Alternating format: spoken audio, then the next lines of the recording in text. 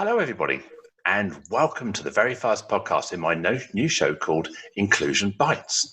In this series, I'll be interviewing a number of amazing people who are simply having a conversation around the subject of inclusion, belonging, and generally making the world a better place for everyone to thrive in.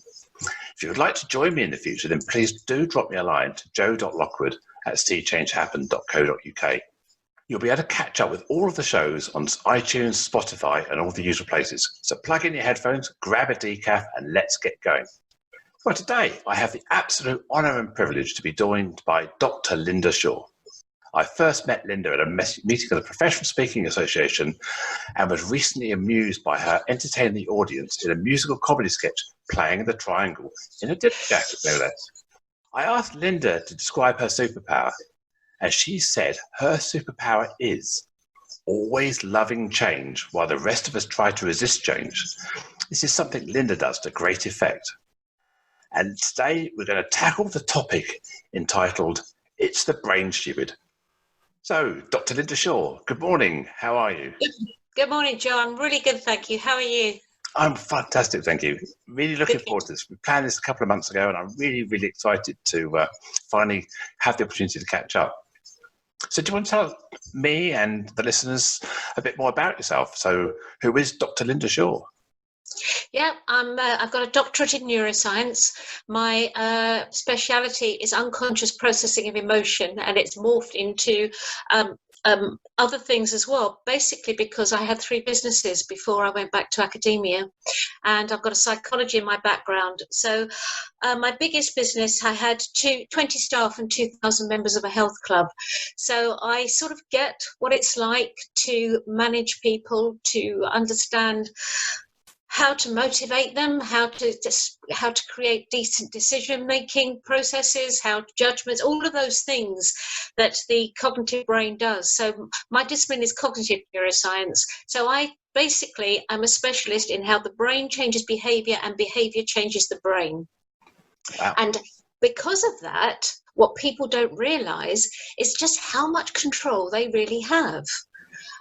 They can control their behavior to a certain extent, not completely, but to a certain extent, more than they realize if they just were aware of it and understood how to do it, how to change willingly. So that's what I bang on about when I go around to companies and senior people in the city and such like.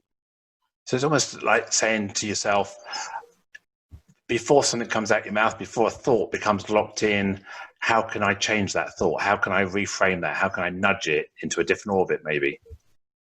Yeah, I mean, as soon as you create a different way of thinking on a particular topic or a particular person or a particular subject, you actually rewire the brain. You lay down new neural pathways and new connections, new synapses, new dendrites, new everything. So, and then if you keep rolling that thought, you will strengthen it and it will become your default thought instead of the more destructive one. We can do that, and we do it all the time.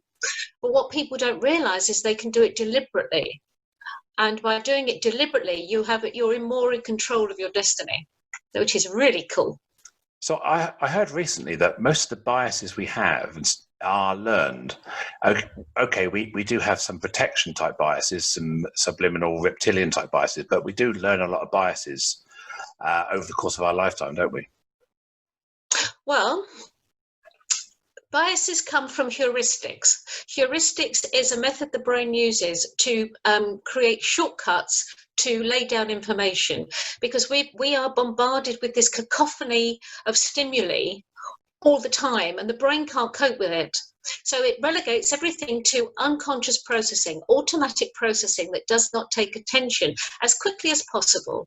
So we're locking away all of this huge amounts of data. Now, if I said to you, if this A4 sheet of paper here was the brain, and part of it's conscious processing and part of it is unconscious processing, how much would you say of that sheet of paper is conscious processing? I'd have to say I'd like to think I'm slightly educated. I'd just say that probably 80% was probably unconscious and 20% was conscious. 20% conscious is what you reckon, yeah? Well, in actual fact, it's probably that much. So that little couple dot. of percent. All the rest is unconscious processing.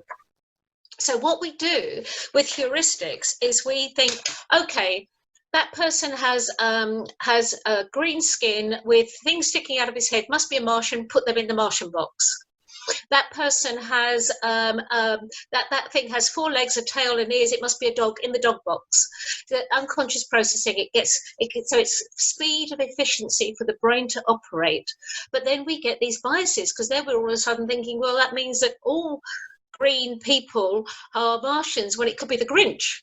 Or it could be, that dog is actually a cat. So we start to get it wrong. Biases are not very, very helpful in terms of being accurate, because we stereotype people immediately into, because they've got that accent, that must means they're ABC. In a box, stereotypical. It's not helpful because we get that wrong, but equally it's helpful because it enables us to process so much information so quickly. So the heuristics are great, but the side effect of the biases, and the biases are the things that we're trying to tackle so much in commerce now, which is a very difficult thing to tackle. It's a conundrum. It is actually a really big problem. I heard somewhere that if you like, this unconscious brain is really fast, whereas the conscious brain is quite slow and expensive in terms of brain cycles. It costs more to process things consciously than it does unconsciously. Is that a truism, or is that just a? No, it's fairly true. We've got to be careful of these grand statements in neuroscience. The popular press get hold of this stuff. I mean, may I give you an example of what it's like to be a neuroscientist, to give you a context? Okay, so we have an idea, and we've got our little idea, and we think, okay, this is a really good idea. I want to research this. I wonder if anybody else has researched it and what's been said before. So our little idea becomes this great big piece of work where we're doing a massive literature review and we're reading up on it. We realise then, going, okay, my idea's sound. I could do that. So we break it right the way down to our hypotheses. And then we think, right, I'm going to design my experiment now. So we open it up, we design the experiment, we run the experiment, we get the results, and then they finally take, or not quite finally, they then get down to those tiny results in about half a page, and then we open it up again in our discussion, looking back at the literature review. So we've now got our discussion, we've opened it up, and we're trying to make sense of the results, and then we close it down again and down and down and down, and to our conclusion, nice and neat, saying what needs to be done next. And then, with a bit of luck and a fair wind, we are published in a peer-reviewed paper, and it goes out there to the enlightened ones, and then the popular press get hold of it, and then all hell breaks loose because it goes wrong. So you get these lovely neuroscientific explanations and ideas and what is going on in the brain. Then popular press get hold of it. Then somebody says, oh, that's going to fit my business model. I'm going to say I can make that fit because of what I'm selling or what my products or my services. And then it goes really wrong. So I'm on a mission to stop this. I'm not going to stop it, but I will enlighten everybody I possibly can. So we have to be very careful of grand statements when it comes to neuroscience. It's a very serious science, but it's an embryonic science. It's brand new in science speak. And so we're learning new stuff all the time. So I believe that when we get the next generation of neuroimaging equipment, we will probably unlearn and discover things again that we have no idea about. That's what's exciting about neuroscience. Okay, so we've been living in a world of kind of fake news, is it, in terms of what we believe about the brain? And we've had all these, you hear that Myers-Briggs is as interesting as horoscopes, and you hear that introvert, extrovert aren't the binary parallels that we thought they were before, and the brain is far more complex. So are we even now saying that men aren't from Mars and women aren't from Venus anymore? Is there no male brain, female brain, or is that another myth? I worry about this labeling like this. The brain isn't that simple. We're simplifying it too much. We are products of our chemicals and our biology, but we're also products of our environmental and social upbringing. So therefore, we can't just say a male. I mean, I know little girls or little tomboys in the playground. And I know little boys who would rather play with a pram or a pushchair or, or dolls.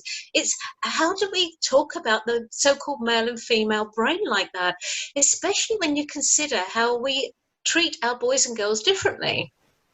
And there's been some really good documentaries on mainstream television here in the UK about this and how,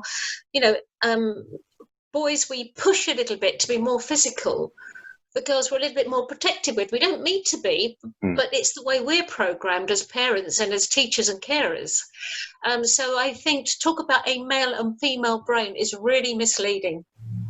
It's almost, I think it's quite demeaning often to women to say, well, actually the female brain is different to the male brain, therefore you can't be as effective as a man. And it's almost like creating a second class of citizen by using this male-female brain thing. And men is strong, women are weak. Men don't cry, women do cry. And then that's the kind of the label we're given as women that we have to perform to our stereotype. Yeah, absolutely. And, we have this this idea of the masculine, engineers are men, mathematicians are men. What nonsense. There's plenty of female mathematicians and plenty of female engineers out there. But it's this, and one of my kids, when they were at university, one of their friends was done an engineering course. She was the only girl in the auditorium. In the lecture theatre, everyone else was a guy. And I just thought, that's so sad. Yeah. And I did some covert research in a senior school not far from here, and I was looking at year 9, so they were 14 to 15-year-olds. And I said, okay, let's look at the jobs of nurse, doctor, secretary, la la la. And she was a nurse, he was a doctor, and I'm thinking, really? Still we're doing this? And it still goes on, it perpetuates everywhere. I think I remember one of the BBC TV programs where they talked about boys and girls, and they kind of identified around about the age of 6 and 7 is where we start locking in these identities within us, and a lot of that is socialized. And there was great examples about if you dressed a baby in girl clothes at the age of 6 months to 18 months, people treated them in a different way than if you dressed them in boy clothes, regardless of their actual sex or gender. And I was talking to some people the other day, because I work in the recruitment HR space. And one of the challenges is trying to attract more young girls, women into STEM subjects, into subjects where traditionally it's been dominated by men. And I think I was actually speaking to an organisation, and they said, well, it's not our problem so much, it's society's problem. And I said, well, hang on a minute, if you're running a business, you've got to take some responsibility to invest in the future and go out into schools, go out into the workplace, beyond your workplace, to make your subjects aspirational and to try and overcome those biases by having great female role models, have great role models from underprivileged or underrepresented communities, not just sit back and go, well, we can't do anything, it's society. And that's a challenge I see. And I'm almost of the mind where we have to start maybe into antenatal classes. We start trying to educate parents on how to de-bias and how to de-gender a lot of the stuff and the messages they give their children. Because schools are now doing a fantastic job. I speak to a lot of parents, and the schools are putting a lot of effort into making sure that boys and girls feel equally aspirational. But of course, you come home, you then get socialized back into the boy-girl, and then the friends and all your peers kick in, and they just reinforce the stereotypes. All the great work the schools are doing is being deprogrammed by the parents and society around them. And that's I think we've got to tackle pre-parents and change the generation. Otherwise, we're never going to make a difference. I'm looking forward to the day when we do not discuss gender at all. Yes, amen. Yeah. I'm looking forward to that day. I'm looking forward to the day when somebody gets a job on their merit, on their capability and their experiences so far. I'm looking forward to that day. I'm a mother of a son and a daughter. I don't want either of them to have a problem because of their gender. So I worry about us saying we need more women in on the board, or we need more women somewhere. Yes, we do, but surely we are doing the same as we did with the opposite gender, but just change the label. It's a labeling thing. I would rather just say, let's ignore the gender. Did you know I did a documentary with Karen Brady on Channel 5 News? No? Okay. Sorry, tell me if you want me to be quiet, Joe. No, but I get very excited. Yeah, go for it. This is your 15 minutes of fame, or hour of fame. Go for it. Yeah, go for it. Okay. We did this program. I set up an experiment, and we got in some recruiters from different employment agencies. Half were guys, half were girls. We split them into 2 groups, and we hid them away in the side rooms. We had CVs stuck up on the wall. Half the CVs had the name of the applicant and the photograph. Half of the CVs had no name and no photograph. So you would think that was not, you couldn't tell what gender they were because of that. The first group of recruiters came in, and they saw with photo first and without, and we swapped it round for the second group. So we mixed it up a bit so there wasn't any kind of order problem. The brief was, they didn't know why they were there, but the brief was they had to decide on one applicant for a first interview in an engineering firm as an IT expert. Traditionally so-called a male role, engineering firm, IT, and that was it. I think it was 95% of the result, 95% of them chose men, even with the CVs without a photograph or a name. And when we told them that there was a bias going on, they were mortified, because they're recruiters, they understand what bias means. And they just said, no. Well, I said, well, why did you choose that person? Well, because they've got a better degree, it's more suitable. No, they've all got suitable degrees, every one of them. But it turned out that it was the language in the CVs that gave them the idea of which gender it was. So the female CVs were words like team building and things like that, the more cohesive type of words, whereas the guy words were all about ambition and those words. And that gave a clue as to what the recruiters were looking at. And it was quite enlightening. And they were really upset with themselves and argued big time, pushed back. Yeah. But it was true, but people will have biases. The only people that don't have biases are dead people. So, so it's not a bad thing. We just need to be aware of them and work with them sensibly. Yes. I mean, the whole meritocracy in recruitment and opportunity is a whole new topic, which I'm planning on tackling another day. But I often find pushing meritocracy forward is an excuse to keep the status quo, because what we're saying is, based on the merits we've decided, this is the best person. But we often don't include in that meritocracy scoring other skills that are maybe more appropriate to the workplace, about collaboration, about teamwork, about empathy, about building relationships. So often we're building the meritocracy with male bias in mind, and that's the challenge I have with meritocracy. And yes, we'd all love to be equal, but I think some people need equity, which means give them a leg up, to give them equality, if you like, or equal chance. So I think currently meritocracy is almost an excuse to keep the status quo. And sometimes I feel that a diversity hire, whether that's gender, ethnicity, is somehow seems second best.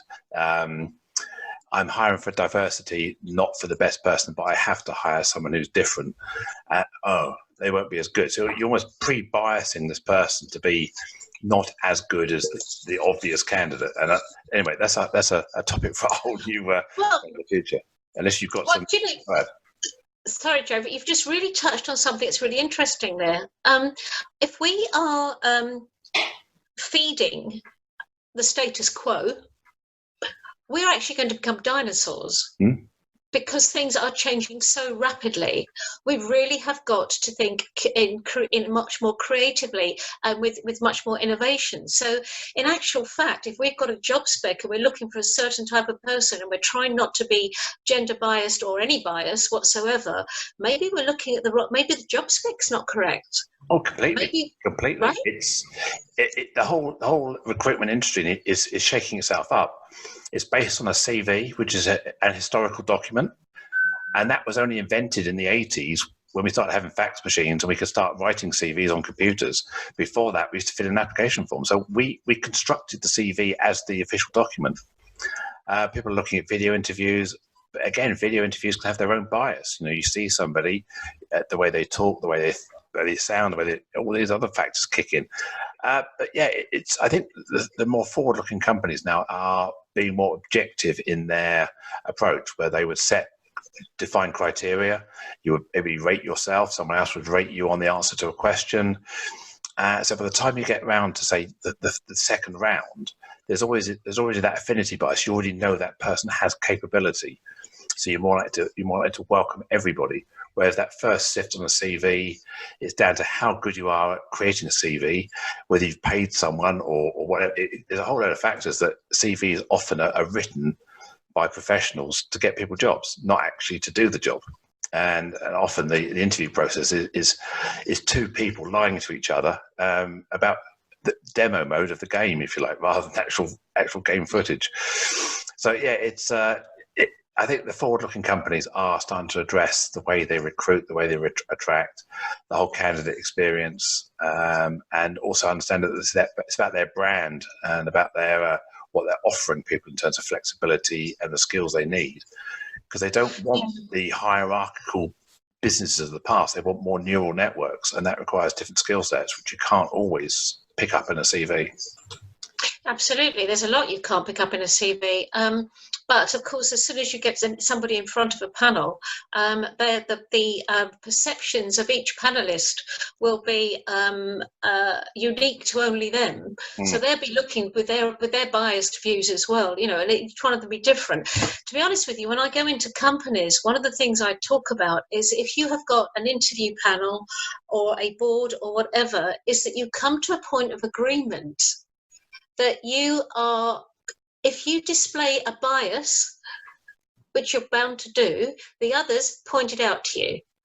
Yes. And just say, hang on a minute, little Jiminy Cricket here, we're all watching on your shoulder, you just did X, Y, Z.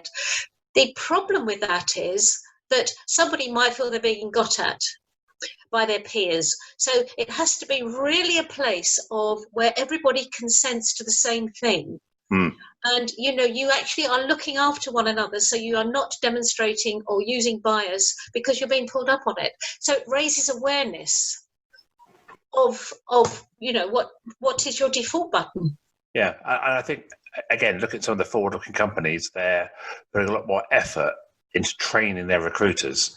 They're also trying to avoid groupthink or dominance within an interview board where each person has to rate and review against a set of objective criteria before they discuss.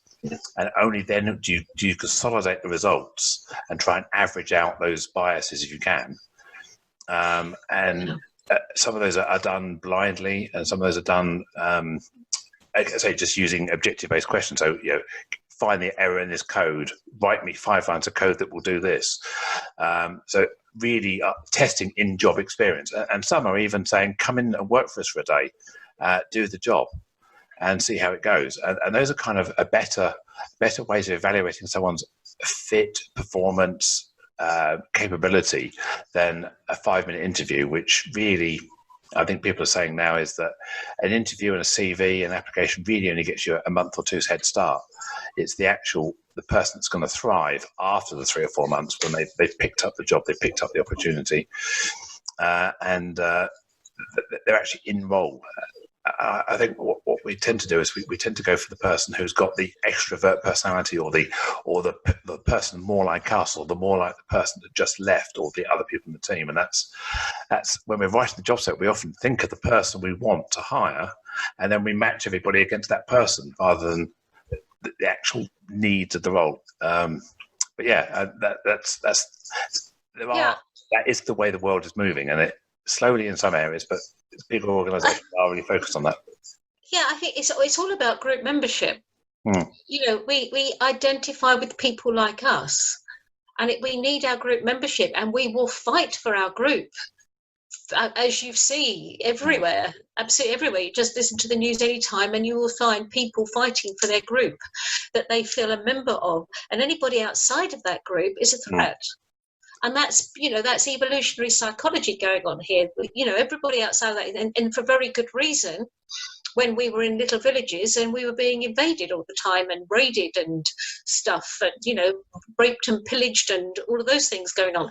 So, so our group membership is very, very important to us. So I think the way to help to get over it is for people to appreciate the differences of other groups.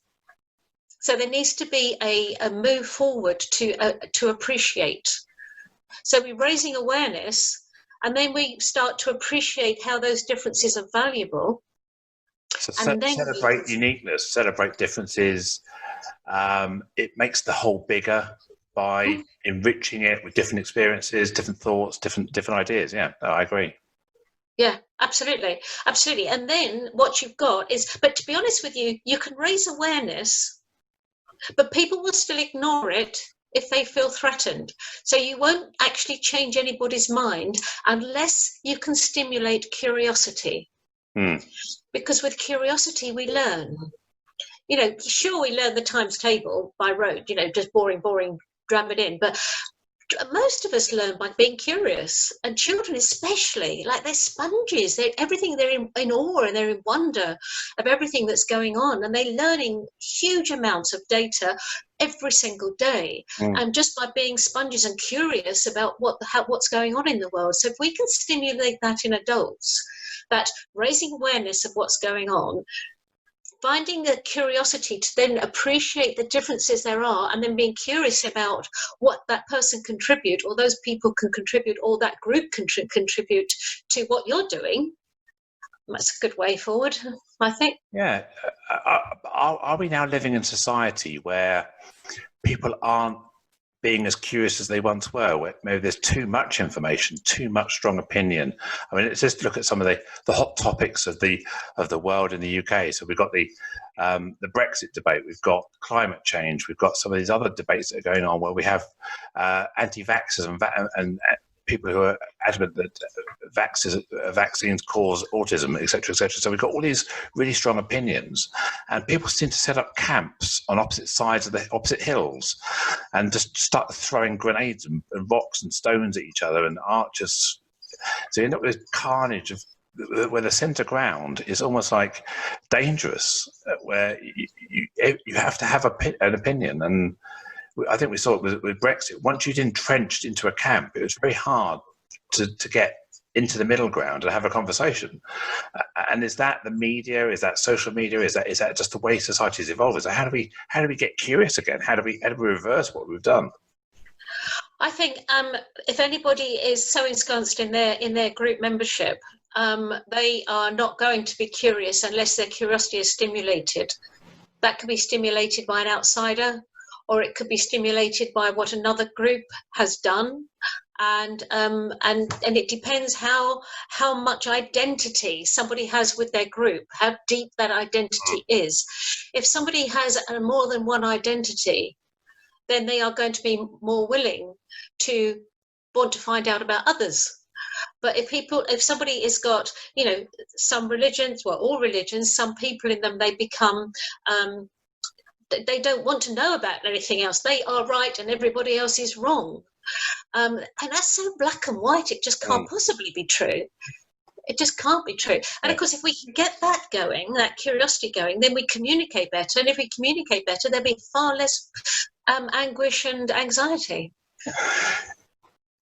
Oh yeah, we need to put this podcast onto the radio, play it at everyone's home, and get people to go, come on, let's open our minds up. But it's a really difficult thing to overcome when you're so entrenched. You so everything in your life is saying you're right.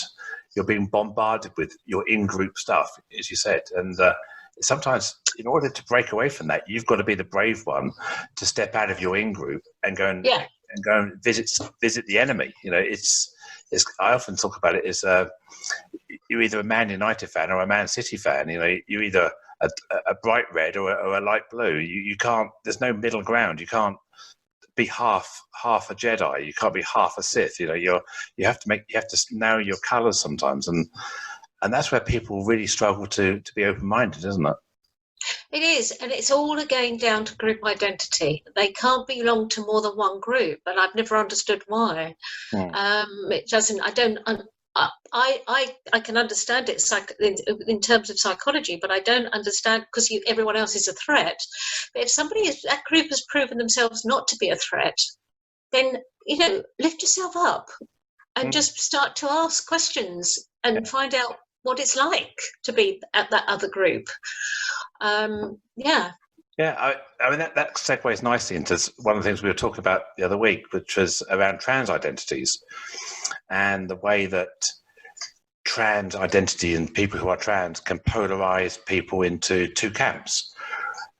There are some who are vehemently trans/gender critical, who try and base their understanding of the world based on a fixed binary gender, binary sex, birth chromosomes, birth genes, etc.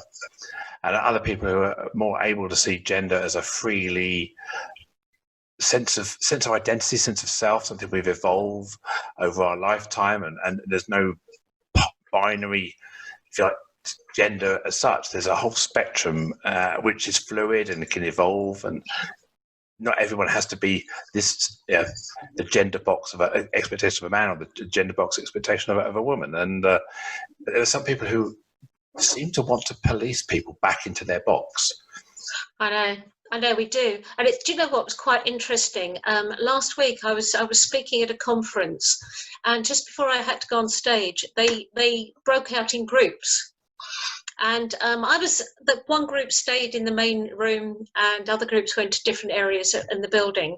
So I stayed in the room because I knew I was wired up and with the mic and everything. So I stayed there, and I watched this group. Honestly, Joe, it was the weirdest thing. There were about 20 of them, and in my imagination, I could see like particles all coming together and entwining and bouncing and doing this and bouncing a bit more and doing stuff. And I just thought, I'm very interested in quantum physics, but I don't understand it. But it's pretty hard. But it's like, when you talked about when you have a period in our lives where we're more fluid, we can be, whatever we wish to be in terms of gender or whatever. It was like that. I could see all these particles, again, in my imagination, just mingling together, very much influencing one another, very much leaving your template, your footprint, whatever. But equally, I then thought to myself, okay, in terms of neuroscience, what's going on here? And in neuroscience and psychology, we try to explain things in very not fixed ways, but certain ways of logic, whereas quantum physics is random. That you get these particles going on, all of a sudden they're behaving a certain way, and then they don't. They just randomly do something else, and that's what people do. Yeah. We have all these psychology theories and neuroscience stuff coming out, and all of these things going on about human brain and the human behavior. But then all of a sudden they can do something really random. And you go, where did that come from? Why would you do that? And it's like we are entwined in quantum theory, in that just for some reason we do something random, and it's a very fluid process. That's how I saw it. Sorry, I went off on a tangent there. I'm as you're talking, I'm going back to the intro we had, where you said you embrace change, and where you find that other people don't. And I completely get that, because what I found since I embrace change myself, I've almost become a change embrace it, because I realized that I've had to go through an event in my life where I changed significantly and I impacted those around me. So it's kind of reasonable for me to want respect for who I am, for me to be able to embrace other people's change, whether that or difference of opinion.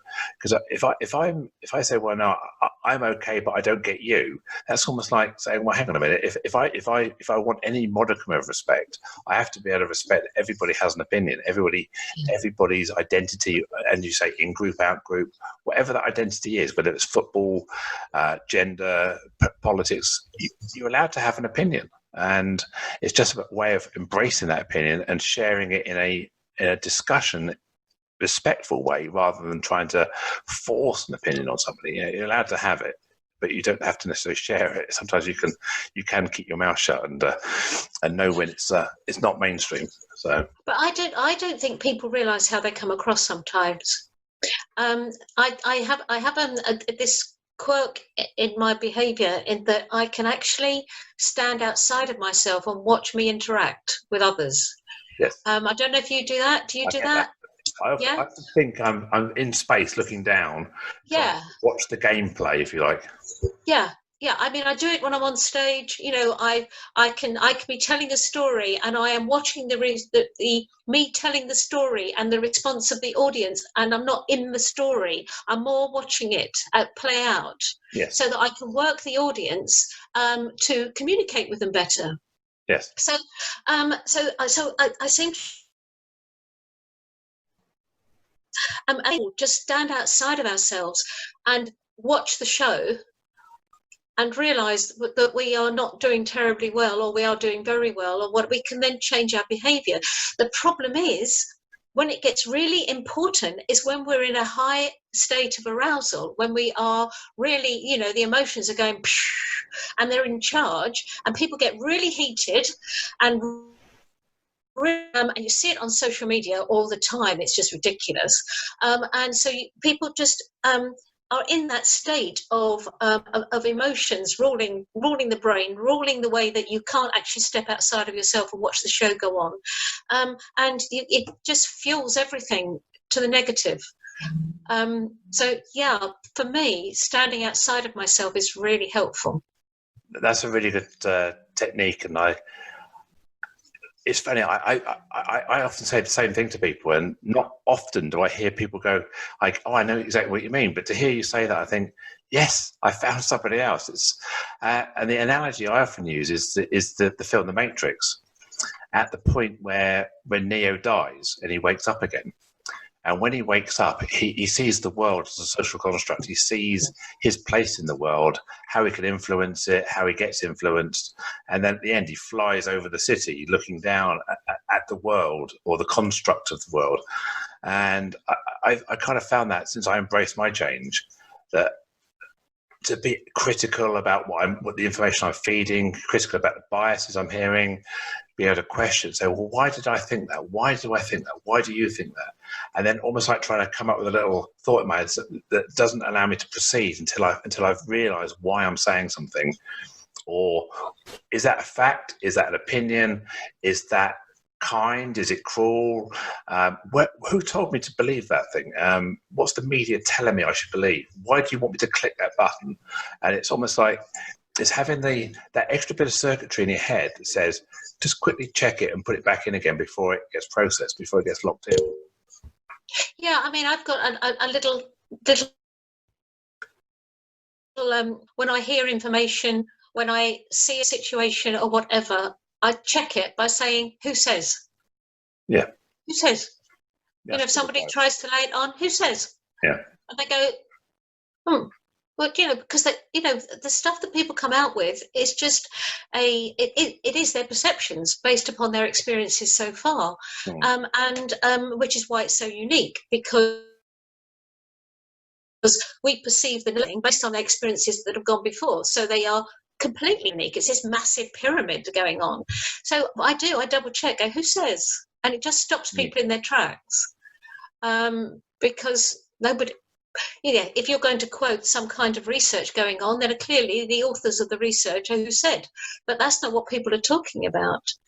They're talking about an opinion or an idea or a perception that is based on something that is, as I say, unique. So pulling them up short, who says perhaps some works?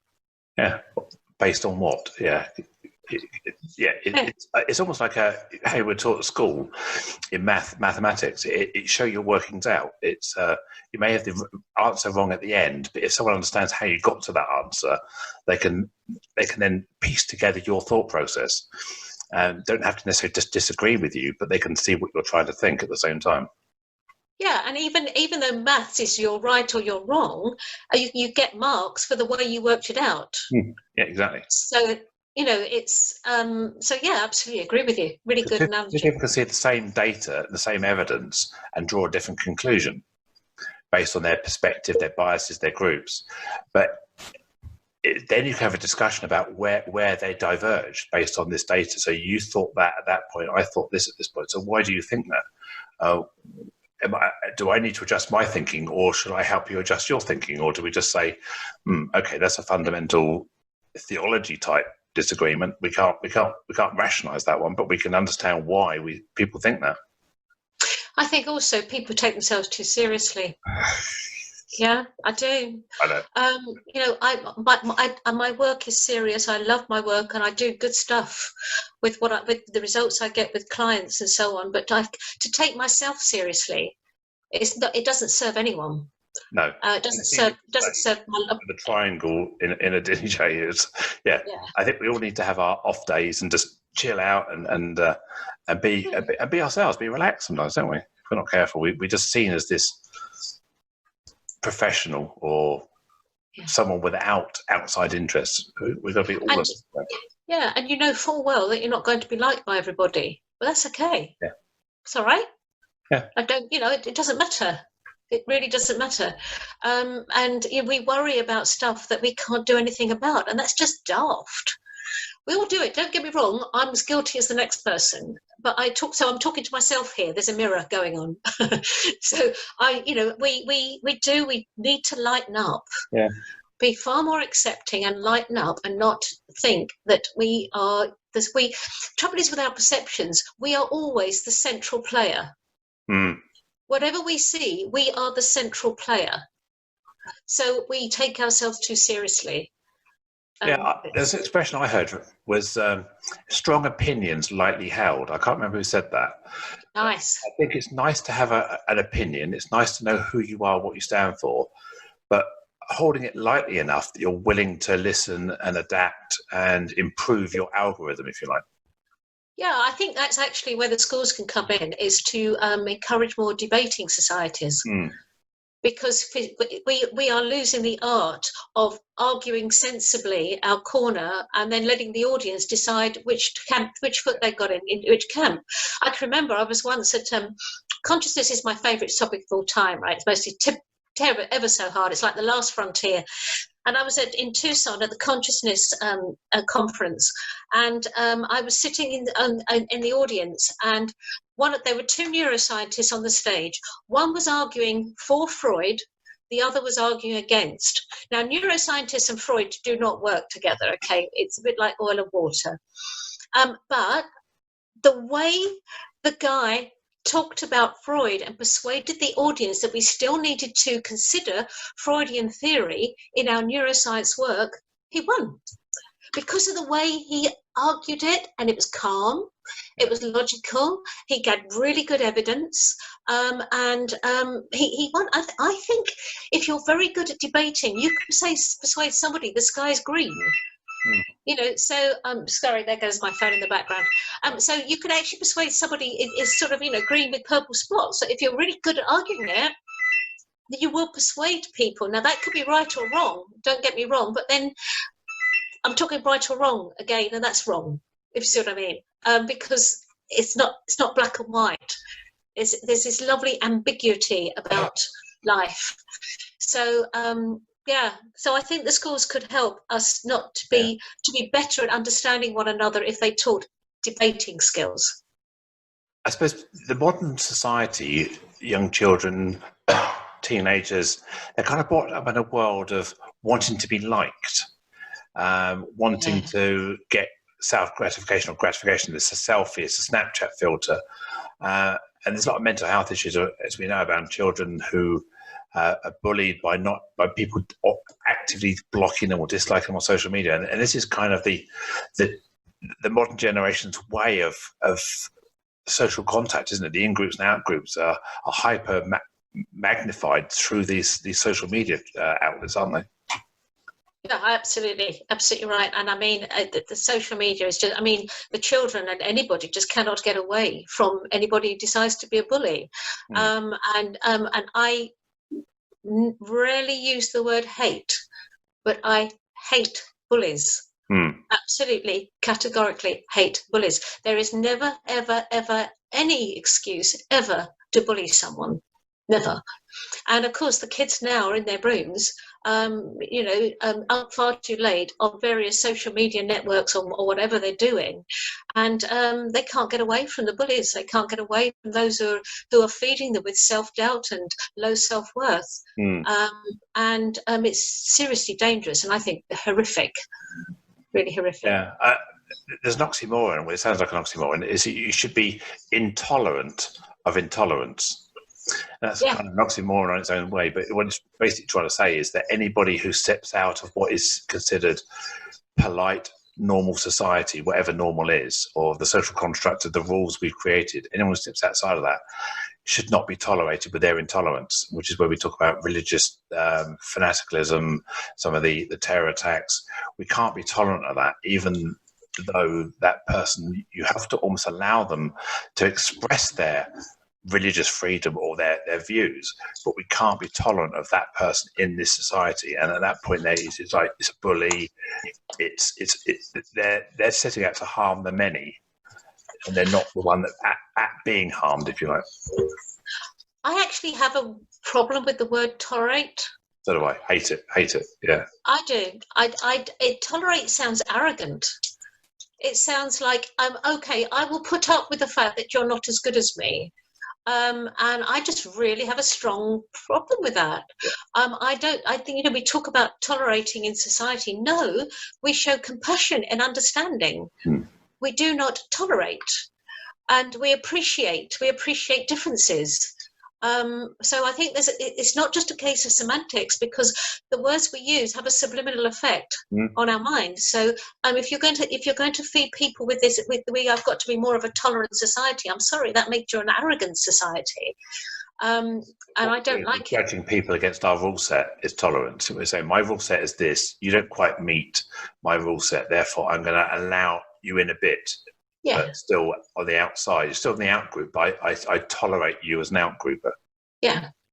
Yeah, it's very condescending. Yeah, no, I hate the word. It's brought through laws. We've got to come from a place of being curious to understand one another and to appreciate our differences, and appreciate that we've all got a place in this world to contribute to society. That's how I see it. Yeah, you're talking to the converted, so yeah, no, completely. And that's exactly how I see the world. Whilst I got you on the line, one thing I wanted to talk to you about was around about. So I often get misgendered by people, and what I figured out in my limited research is that it's only certain people that do it. So I break people into kind of three categories. There's people who've known me most of my life. So they've known both sides of me, and therefore there's going to be a lot of legacy, a lot of history behind how they know me, what we've done together, the lived experience, the shared environment we have. So I have an understanding that they're going to get it wrong from time to time, because it is difficult, and I'm not saying it isn't difficult. There's another group of people who've only known me as me today, and that group is huge. And within that group of people who've only known me as Joanne the woman, Joanne the female, Joanne the speaker, business owner, there are people in that group who still misgender me from time to time, and it's random, it's occasional. Often when they're referring to me, so they'll look to somebody else and say, he's fantastic. Oh, sorry, I meant she's fantastic. But there are people who never get it wrong. And then there's the third grouping. The main grouping is people I see in a service providing position. So they're either a steward, a hotel check-in, serving me in a restaurant.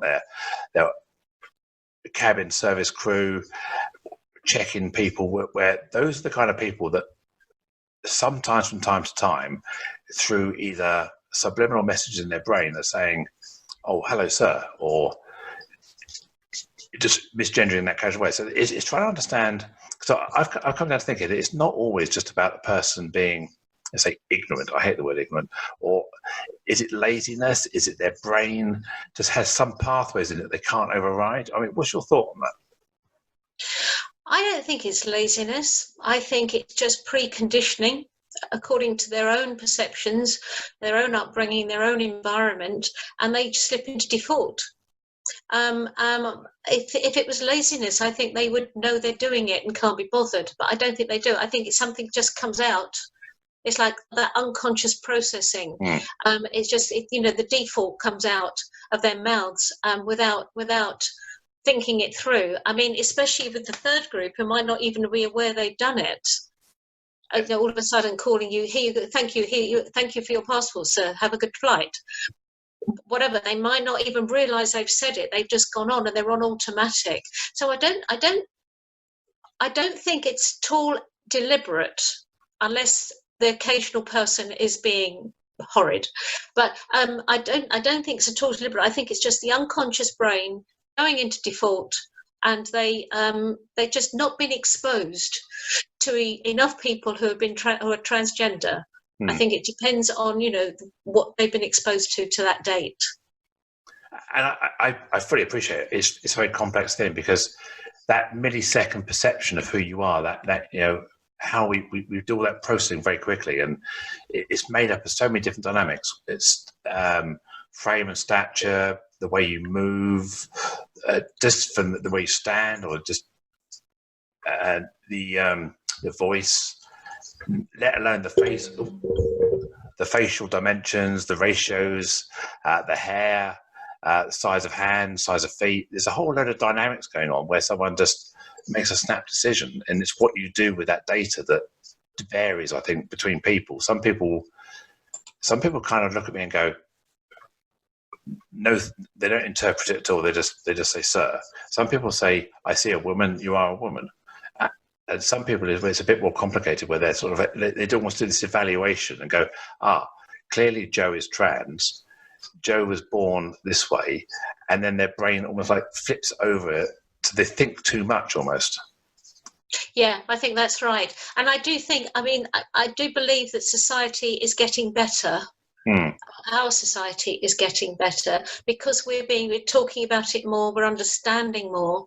I think it's very hard for people who are not exposed to anything like that at all. They're going to come across as more stuck. But the more we talk about it, the more we become open, the more we realise there are many, many categories of human beings. If we want to talk about categories at all, then I think that it will become less of an issue. But I think maybe we're at a place of transition in our society at the moment.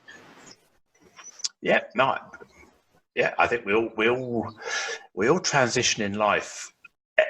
Not saying necessarily every day, but we evolve. We go from being an infant to a child to a young adult to a teenager to all these various things. We have responsibilities as a parent, as an employer, employee, a boss. So we all have these different hats, different identities, and it's a generation thing as well. Generation as well, yeah, completely. And we all think we're different, but we're all the same.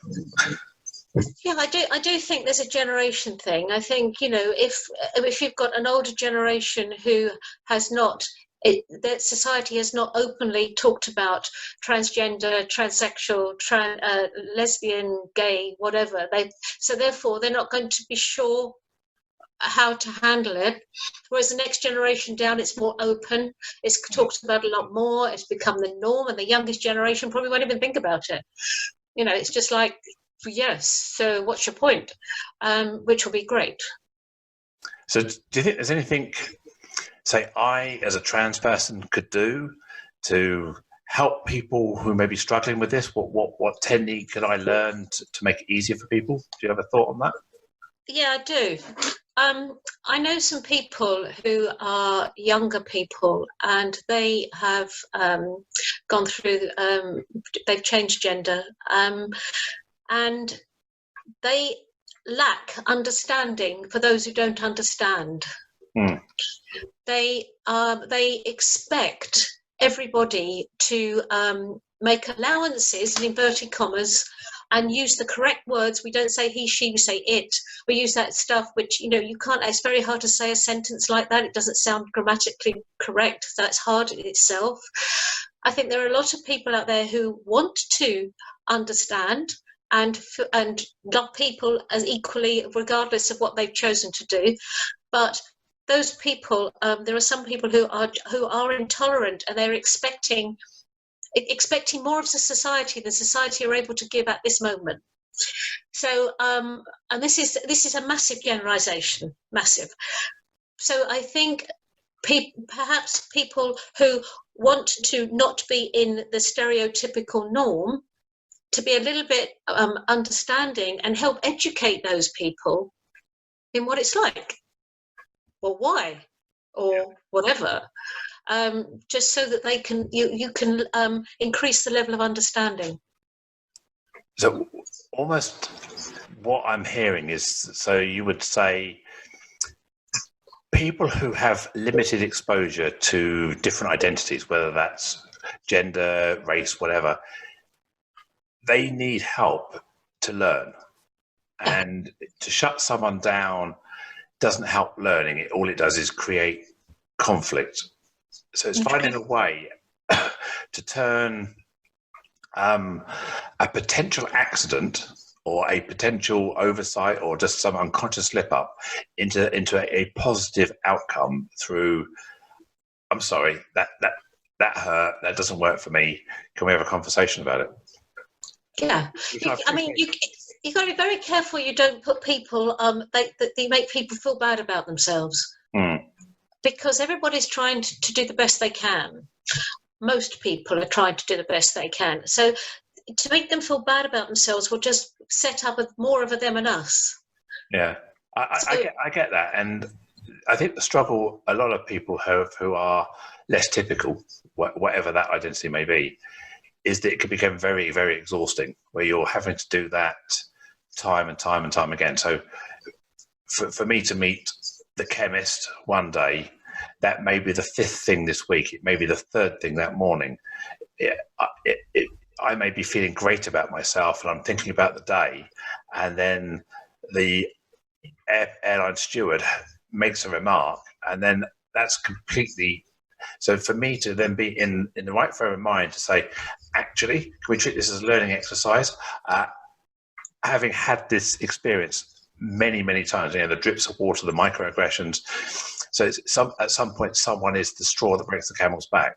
That one person, and that struggle where you are having to kind of explain yourself all the time. Yeah, absolutely agree. But I think there's an element of choosing your battles. Yeah. So, and the word battle is completely wrong, but it's like you've got to choose the times that it suits you, and have you perceived the person to be receptive to take your message on board, and just choose when you think it's going to work at its best, and you're in the right frame of mind to do it, and then and hopefully enable that person to be an ambassador, to be able to talk about this to others in a positive light. So you're setting up little ambassadors to toddle off and spread the word in a positive way. Yeah. I think the biggest struggle though is it's a one-off to you. It's a 50 off to me, and eventually the microaggression, the drip effect of it can become exhausting. And I think I'm sure. Yeah, in the same way. But maybe that's why you're really at an advantage there, Joe, in that you're a professional speaker. Yes, and that's what I do. So, you can say your thing to hundreds of people at any one time, which is fantastic. Yeah, and that's. I think as society evolves, and it's. I use Brexit as an example. If I can understand the other view, it doesn't matter what my view is. If I can understand the other view, I can have more empathy. So in a way, it's incumbent on us all be educated about ourselves. Yeah, because we're all unique. You're you, I'm me, and there'll be something that I don't understand about you. So you kind of got to explain it, and that thing that's different about you may not be as obvious as the thing that's different about me. So you may have to explain it less often. But there's still times where you maybe have to justify some research, your thoughts.